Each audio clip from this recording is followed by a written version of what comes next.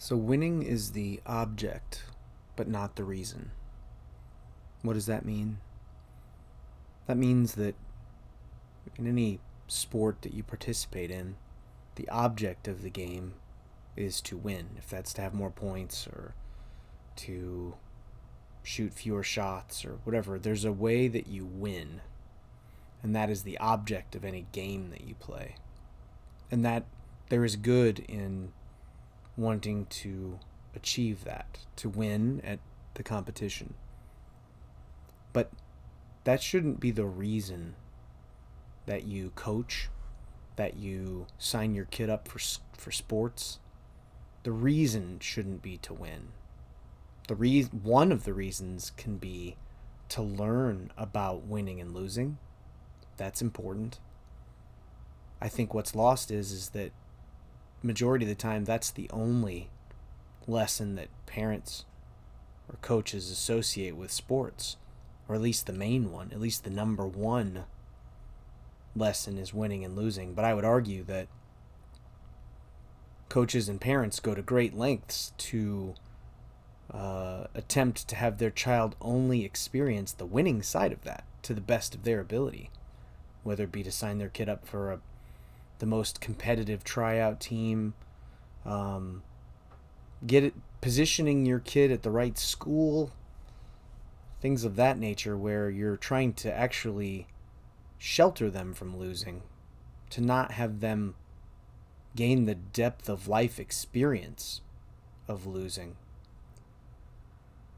To me, I feel like if you're going to learn that lesson best, there should be a healthy balance of the two.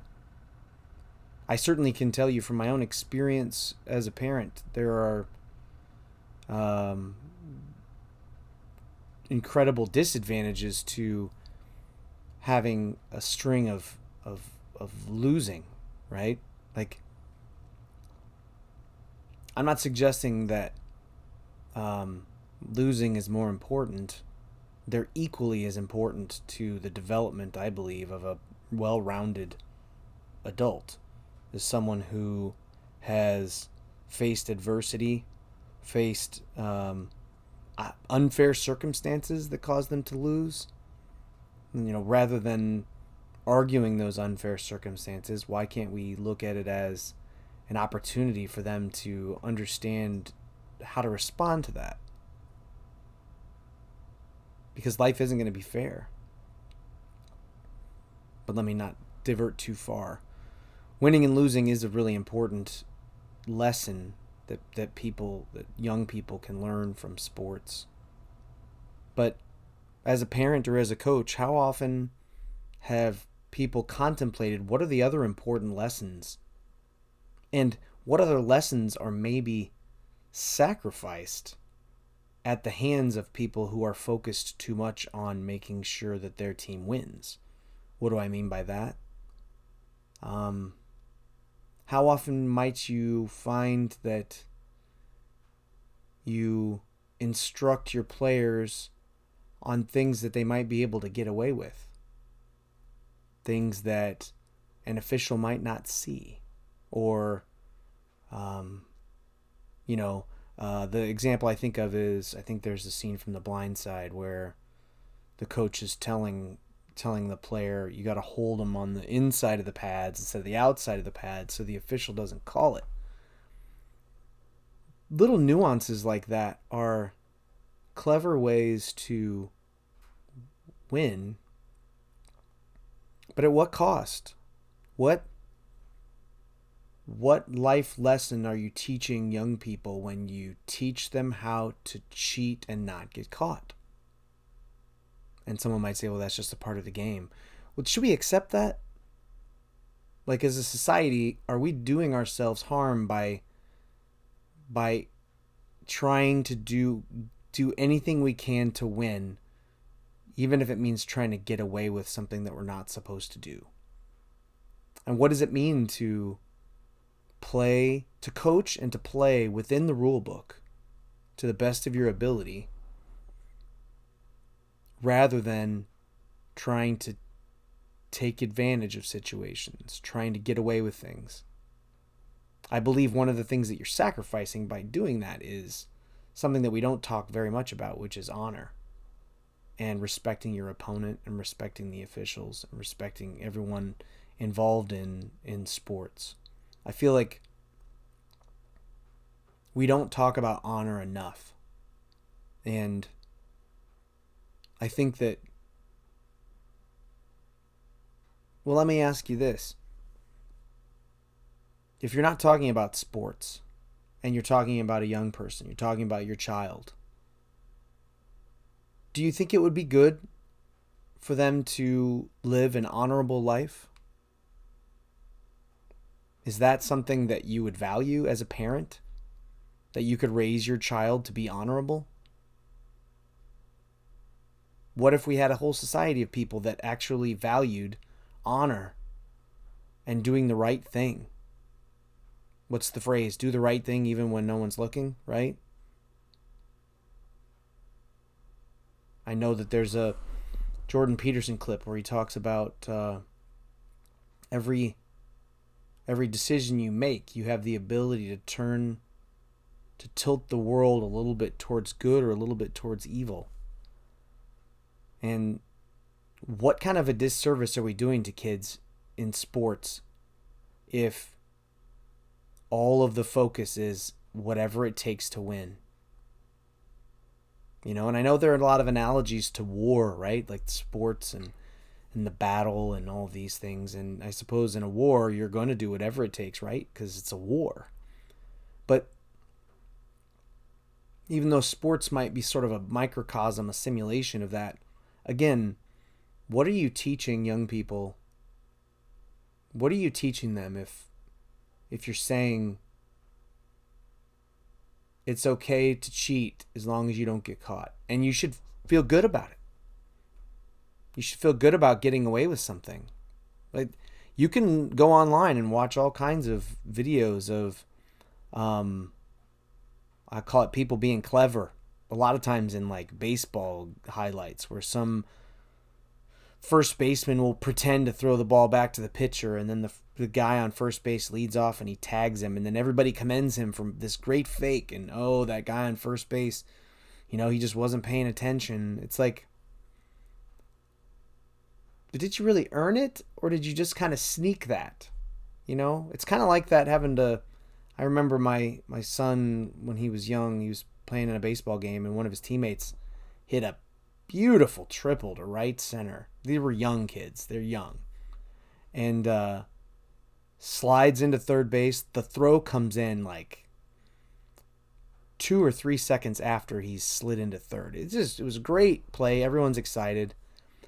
And the third baseman is holding the tag on his back between the exchange of his hand and his foot. I mean, you can picture it right now in your head. And the rules state that he's out because he was off the bag and he got tagged.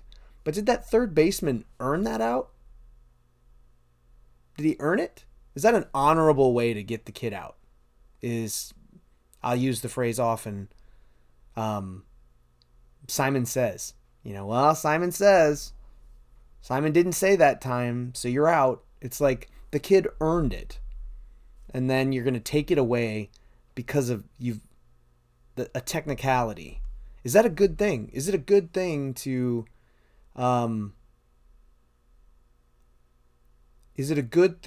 get to deceitfully succeed? You know, I've seen other ones where, like a kickoff in football, where the kick returner catches it and sort of walks like he called a fair catch, but he didn't call a fair catch, and then everyone kind of stops, and then he starts running, and then everybody's like, what's happening? And then the officials, you know, let it happen, and he scores a touchdown, and everybody commends him for being, you know, clever. But at what cost? Like, should we be saying, oh, that's, you know, high IQ play right there? But because you tricked them, you know, like the youth, I've seen Pee Wee football highlights where the quarterback gets the ball after everyone's lined up and pretends to be walking towards the sideline to say there's something wrong with the ball. And then he takes off running and everyone's looking around and don't understand, and then he scores and the fans for that team are ecstatic and wow, what a great play. What is it really? I mean, again, it's clever, and in the end all be all of my team is going to have more points and I'm going to win, and that's all that matters. One could make an argument that that was a really great play. But I would argue that it's nothing more than being clever. You're not winning. You're not being very honorable. You're being deceitful and you're sneaking points instead of earning them. So take a step back for a minute. Now that I've talked about that long enough, what's the short list of things that are important to you as a parent or a coach that you want kids to learn from sports for their lives? What kind of people are we trying to grow?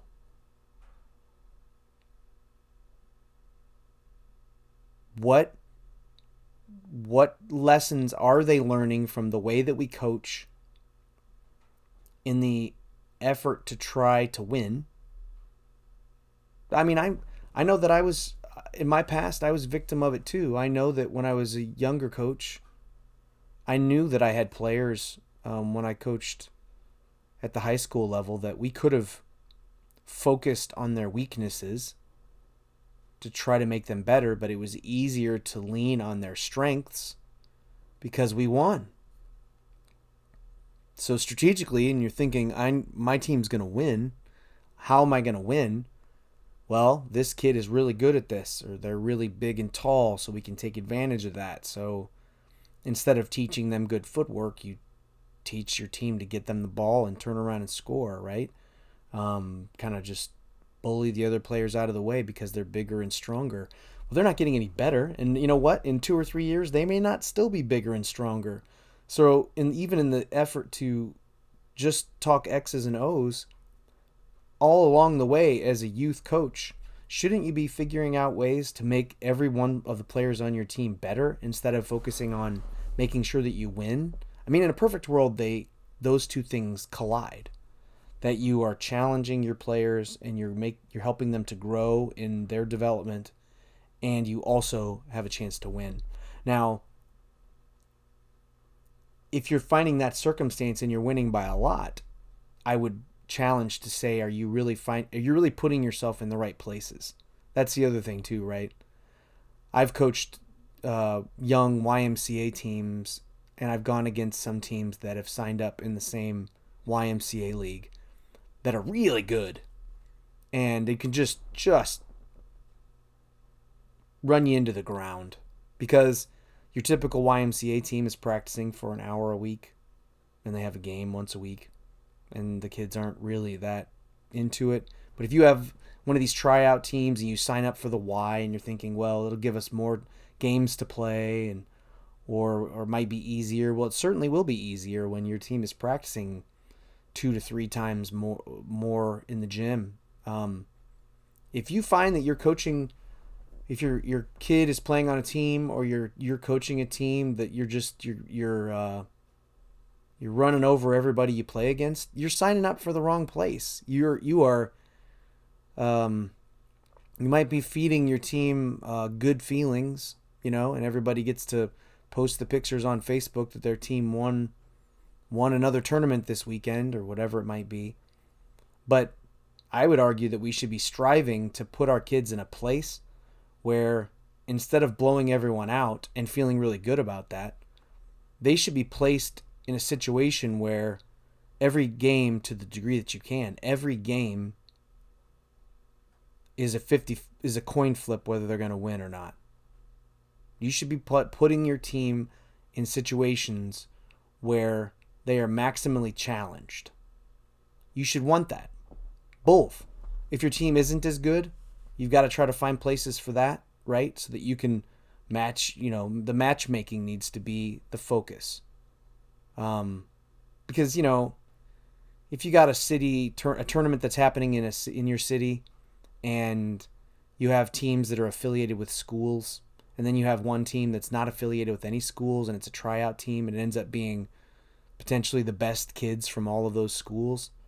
That team that's not affiliated shouldn't be playing against the school affiliated teams in anything. They'd have to go to other towns and play against other teams that do that. Because, I use the analogy when I talk about this, that you got your gym class scenario, right? For whatever gym class you might have when you were in high school.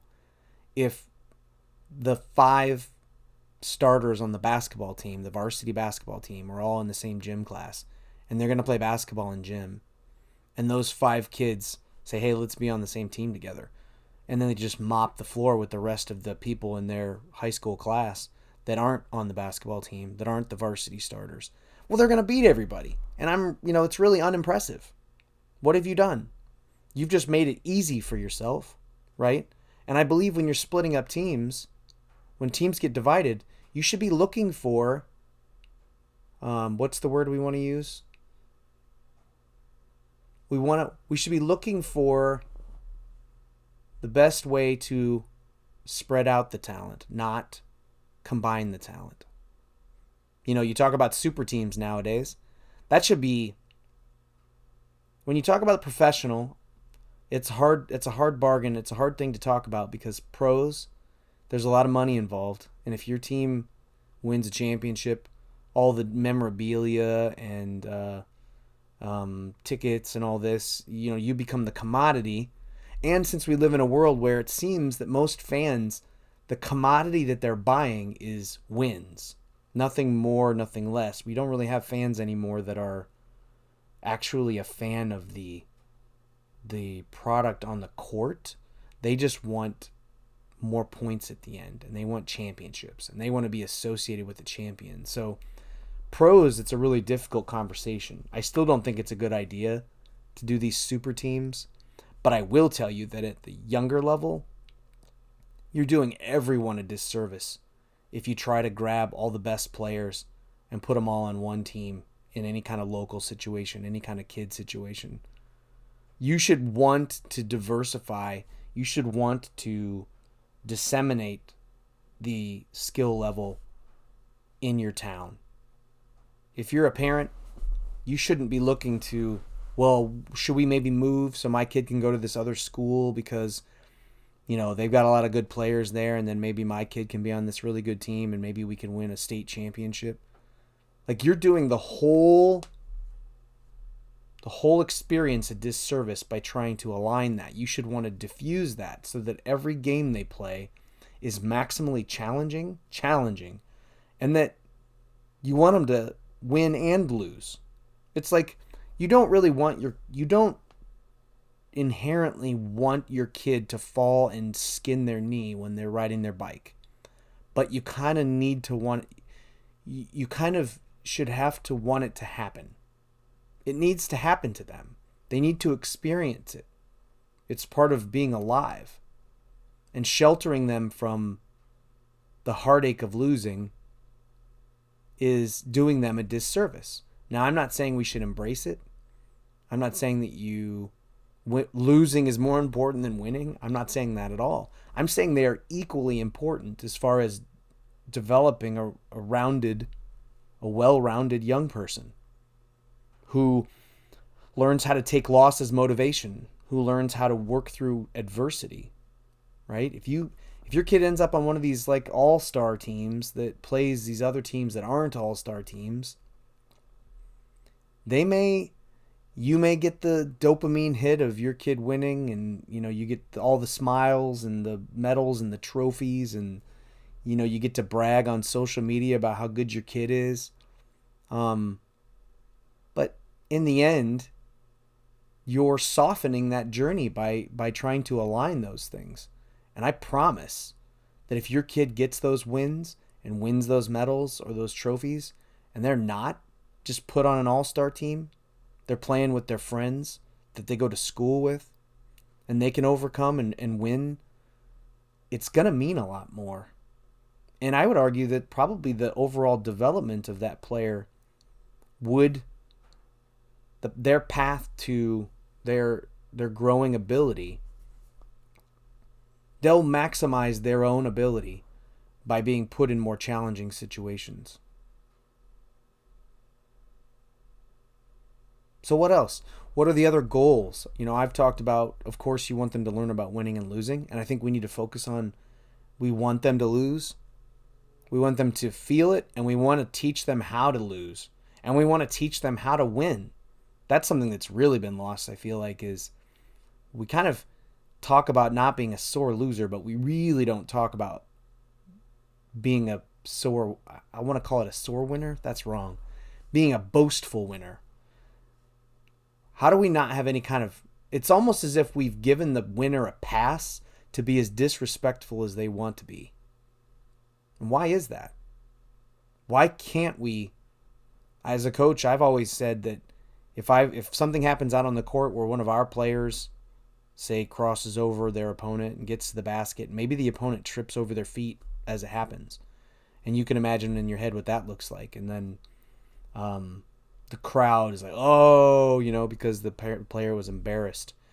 If my bench does that, if my bench makes a noise like that, I will shut it down quickly and say, you act like you've been here. We're not in the business of overemphasizing the embarrassment of our opponent. You're allowed to cheer, but don't ooh and ah. Yeah, I guess you can let the fans do that. I would hope the fans wouldn't do it either. But we shouldn't. Why is it nowadays, why is it not enough to just be successful? How is it that we got to a place where embarrassing our opponent is also important? And we also, it's not enough to win. We now want to win and embarrass our opponent, make them look bad. Where did that come from? And why wouldn't we try to muffle that? Is it just because we enjoy celebrating the wins? And that's, again, I feel like the hyper focus on winning is maybe what causes that. We're so caught up in it that that's the next layer is, well, it's not enough to win. I need you to lose badly. And that sounds like an awful life lesson for people to learn, right? Rubbing somebody's face in something. Why are we glorifying that? Why do we think that's good? If we're out competing and we're trying to get better and the object is to win, how come it turned into, and also along the way, it'd be really fun if I could embarrass my opponent for a viral moment nowadays with all this social media?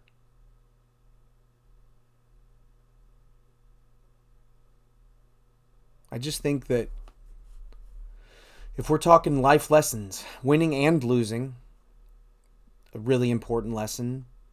But I think that we'd have to look at all the other things, all the other qualities you'd want to develop in a person, in a young person, to grow up to be someone that would help our country, help your own community to thrive. So here's a question for you off of that. If you're a youth coach or a parent, understand that you're an example for, I'm going to use basketball typically for my example. You are an example for all the players on that court. Not just your own. Not just your kid.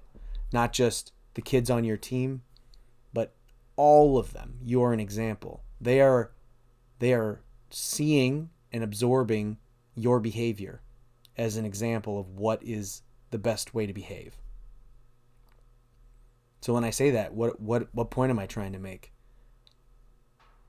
We should be able to figure out, as adults involved in the youth sports world, we should be involving ourselves 100% in the way that we carry ourselves as an example to all of the kids involved.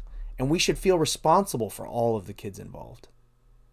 And this is where it gets into the really hairy subject of grace in sports. This is one where I don't get very far with most really competitive people. The people whose reason is winning, not the object, but the people whose reason to participate in sports is to win. These are the people that I lose when I start talking about this. Grace in sports.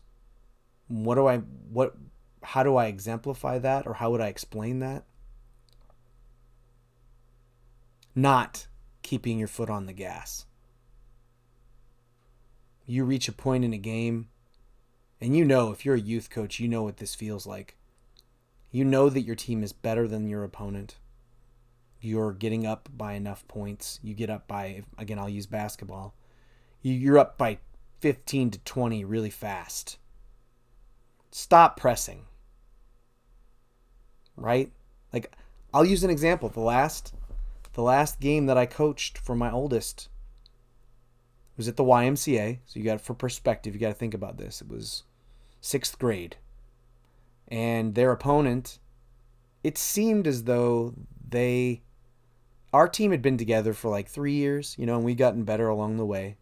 Certainly it was just through the YMCA, so it wasn't super serious, but we'd figured ourselves out. The last game we're playing against, I don't even know how this happened, but it was clear that this other team was on the front end of their journey in basketball. They weren't very organized. The girls weren't very skilled. It almost reminded me of a flashback to the skill level of our team 3 years prior when we first started. Because, they started in 3rd grade, so it's already behind the 8 ball for the other kids that had started earlier, but I digress. We're playing this team, and you can picture it. The point guard struggles to get the ball up the floor. They have a really rudimentary offense. They try to throw it to the wing. Our wing defenders are just waiting, and they can just steal the pass. It's a mismatch. So our team goes up by a bunch pretty fast, and I get a timeout, and I tell the girls, we're not going to steal the first pass, and we're not going to block any shots. That's what I tell them. And I didn't say stop playing. I didn't say anything about, well, this team stinks, so we're going to go easy on them. I just told them, I said, if we're going to get anything out of this game, let's work on footwork. Let's work on staying between our girl and the basket. But I need them to initiate their offense, and I need them to get the ball. They need to shoot. Okay? I don't want to be here. We're going to waste everybody's time if we steal all the passes and go make layups. So we do that. And somewhere, through a good part of the second half, the one thing that I really appreciated was our fans, our parents, really stopped cheering our players, our team, pretty early on. It kind of, on our end of the court, it kind of turned into a library. Like we're making 5 passes, trying to kind of, shorten the game as much as we could, and then on their end, they got to initiate their offense. We moved our feet. We let them make passes, and they made some baskets. And they're the players, their parents, they were elated. It was the best. We still easily won the game. I'm sure the final score, we probably won by 20 plus points, but we didn't win by 60. We let them score some, but it wasn't like a charity. It was, let's change the dynamic. So we're still working on things, but turn the volume down a little bit. And the reason I say this usually doesn't work to talk to others about this is a lot of times the argument would be, well, what if you take your foot off the gas and then like the tide turns, Maybe it isn't as extreme of a situation as I explained, but you get up by 25 and then, you let your foot off the gas, and then the other team comes back and they win. Right? And if you wouldn't have taken your foot off the gas, then you're certain that you won't lose. You're going to win. If you just keep pounding, you're going to win. So why would I risk losing by taking my foot off the gas? Well, the answer I would pose to that is, well, what if that did happen? Why are we so It's like there's a trade-off. There's a certain level of respect and honor that you would show in not stomping your opponent. And if you show them that respect and it turns around and you lose, I guess the question I would ask is, why are we so afraid of losing? If I was the coach and I did that, if I took my foot off the gas and my team, like the wheels fell off for us all of a sudden, right? Because we got lax and the other team started making some shots, and then we started turning it over, and then our team gets tight with the ball, and then the other team wins, and they're super excited, and our players are down, and I can even probably feel it that you'd have parents on our side that would be mad that we stopped pressing or whatever it was we did. I don't think it would be difficult for me to own. I'm not so afraid of losing that I couldn't say to the players, well, that loss is on me. I made this decision to be honorable, and it backfired. But what's the flip of I'm going to pound my opponent because I either need to win so bad or I'm afraid of losing? I don't think it's worth sacrificing being honorable. Now you could say, depending on the situation, is it a state championship game? Could you up the ante so that you could get me to not stop? Perhaps. But I still think that I would get to a certain place and I would have the perspective to say, this isn't worth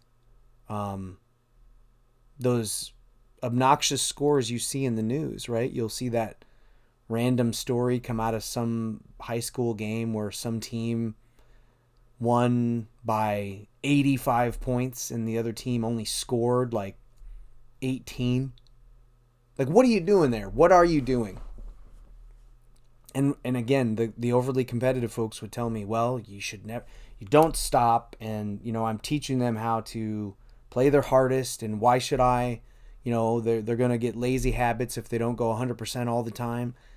Well, you could make those arguments, but again, what are the values that you want your kid to learn? Or if you're a coach, all the kids on your team, what values do you want to instill in them beyond doing your best and trying to win? Because I feel like that's where we stop. I feel like all other things take a back seat to those two things. Do your best and win. I feel like those are the two goals that are the biggest focus, and we don't consider as a coach, putting in one of your reserve players in a really challenging situation to have them see if they can improve in a certain area of their game, or having your best player do something that he doesn't normally do in a clutch situation to try to see if he can grow as a player so he can advance and become more well-rounded, instead of calling the play to get your best kid the shot that is there's nothing worse for me in all the years that I've coached the young kid. You're talking about first grade through about fifth grade, is when you go against that team where the coach has decided, I'm going to have someone set a high screen for my point guard and he's going to go make a layup. Especially when they're like second grade or third grade, when the kids are still struggling to have the concept of just guarding their own player. And you can see that the coach has just decided, well, I got this one kid, I know he can dribble pretty well and he's my best scorer, So I'm just going to have him somebody's going to set him a screen, and I want the other 3 players on the court to just spread out wide, give him room. We'll just set a high screen for him, and he'll go make a layup. I've played against teams where that is it. That is it. And the other three players on the court that aren't setting a screen or their star kid, they're just getting out of the way. Well, what's that good? You literally are telling me, as soon as you do that for a whole game, that the only thing you care about is having more points, or maybe the kid with the ball is the coach's kid, which is even more irritating, right? But why wouldn't you be doing things and focusing on things that would be trying to do the greatest good for all of the kids on the court, for their depth of experience, knowledge, and to make them to show them through sports all of the things that we would want them to grow up to be. So this is something that I feel like I could dive into each one of these topics individually. I could talk about honor, respect for the officials. That's one thing I'd love to have a dialogue about, is why did we get away from the official blows the whistle and they point at you if you fouled, and you better put your hand up in the air and acknowledge it? How did we get from there to the whistle blows, the official doesn't say anything, he goes over and basically just tells the scorer's table what's happened, and then everybody who doesn't like it yells at the official? Like, how do we turn the tide on the respect for the officials? What happened there? It feels like a parallel to respecting teachers in schools, right? That cartoon of where it used to be that you'd be with a student and the teacher, and you'd have a bad grade, and you'd be, as the parent, you'd be yelling at your kid, why did you get this grade? And nowadays it's yelling at the teacher because of what the grade that they gave them. Why did we, again, is it just in the ultimate thirst for winning? Is that where that is born from? Everybody just, winning is the most important, and the best way to make certain that happens is to argue every call that doesn't go your way, and do anything it takes. Teach your kids things that are less than honorable, because in the end, the win is the more important thing than anything else. Well, I'd say this is a good start, but I have many other ideas and thoughts surrounding what I believe to be the core values that we should be most focused on related to kids and their sports experience. And I think that at the center of it, honor and respect are lost right now. And I feel like it may be an avenue that needs to be explored and exposed so that we all can do our best to have the right. We have to have the right goals. We have to have the right angle on what our kids' participation in sports, what matters. And I'm not trying to say that winning doesn't matter, but I feel like the lesson of winning and losing, I think, is taken too much of a front seat and pushed too many things to the back seat, that we're sacrificing some of these other values. So I think in the end, there'll be more conversation about honor, about respect, about teamwork, about being a part of something, about giving support, about getting support, about pushing through adversity, about having perspective on when you win and when you lose, how you internalize that and how you don't internalize it. I think another one that's very important that I'll want to hit on eventually is that determination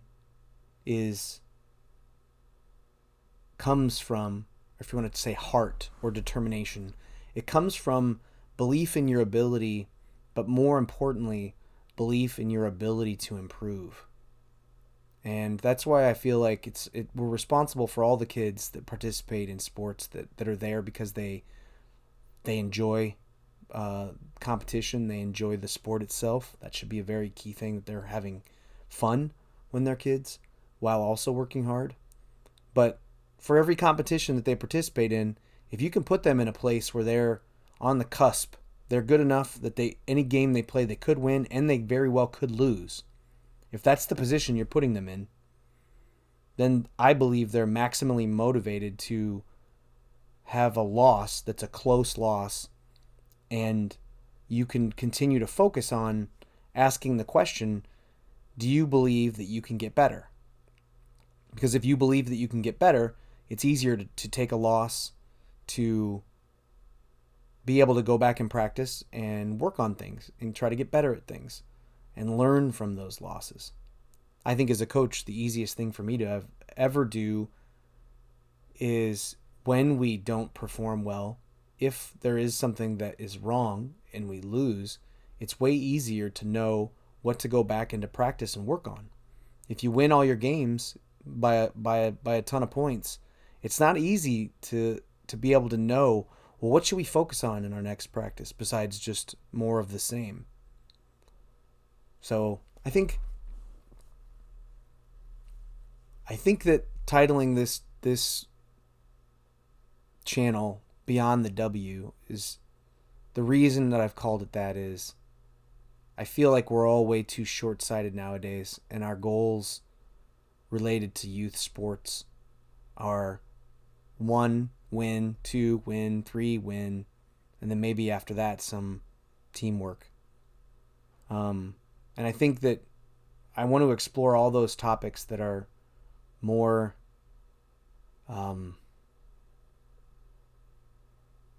I think more important to developing well-rounded people who are going to again be our community members moving forward. They're going to be a part of the makeup of our society.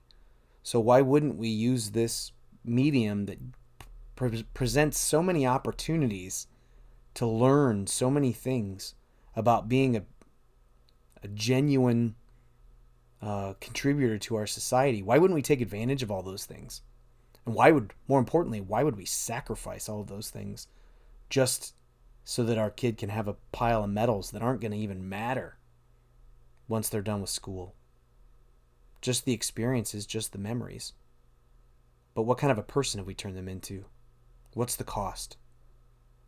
So, well, thanks for tuning in. For those of you that did, if you made it this far, I'd like to hear in the comments, if people listen through this, what are your thoughts on all these things? What are other conversation topics that you think would be valuable to explore? Thanks, everybody.